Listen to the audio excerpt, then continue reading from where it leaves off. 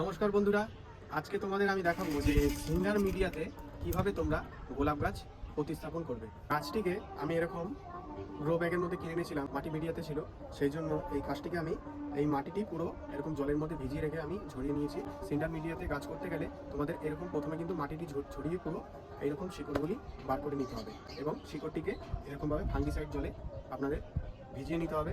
5 minute আপনারা fungicide জলে ভিজিয়ে রাখতে হবে। যে গোলাপের ফুলগুলি ছিল এগুলি আমি প্রত্যেকটি কিন্তু গাছ থেকে কেটে আলাদা করে দিয়েছি। যত পাতা আছে সেই পাতাগুলিকে কিন্তু আপনাদের কেটে পরিষ্কার করে দিতে হবে।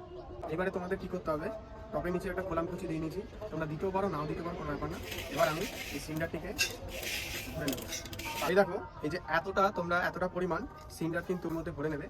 তারপরে কি করবে, তোমার এই গোলাপ গাছটিকে নিয়ে এরকমভাবে মিডিল বরাবর শিকড়গুলিকে ভালো করে ছড়িয়ে আপনার টপের মধ্যে বসাবেন। যেটি করতে হবে, এটি হচ্ছে ভার্মি কম্পোস্ট দিয়ে একটা লেয়ার দিয়ে দিতে হবে মাটি টপের মধ্যে। আর কি দিতে হবে তোমাদের, বোন ডাস্ট, মানে যেটা হচ্ছে হাড়ের গুঁড়ো, সেটি আপনারা 50 গ্রাম মতো বোন ডাস্ট দিয়ে নেবে। দিয়ে এবার বাকি যে অংশটুকু, সেই অংশটিকে আপনারা সিন্ডার দিয়ে আবার ভরে দেবেন। আর গোলাপের একটি বসানোর একটি নিয়ম আছে, গোলাপের যেই জায়গা থেকে ডালগুলি বের হয় সেটাকে বাড ইউনিয়ন বলা হয়। এই বাড ইউনিয়নের তলা অবধি কিন্তু আপনারা ভরাট করে, যে আমি মাটিটিকে দেখো সিন্ডার দিয়ে টপটিকে কিন্তু ভর্তি করে দিয়েছি। এইবারে তোমাদের যেটি করতে হবে, এই ফাঙ্গিসাইড মিশ্রিত যে জলটি ছিল, এই জলটি তোমরা কি করবে, গাছের গোড়ায় পুরো দিয়ে দেবে এইভাবে, যাতে এই যে তলা থেকে দিয়ে জলটি বেরিয়ে। এই যে গাছটিকে আমার পটিং করা হয়ে গেল। 10 দিনের মধ্যে আপনারা কিন্তু আর কোনো রকম খাবার প্রয়োগ এই গোলাপ গাছে করবে না।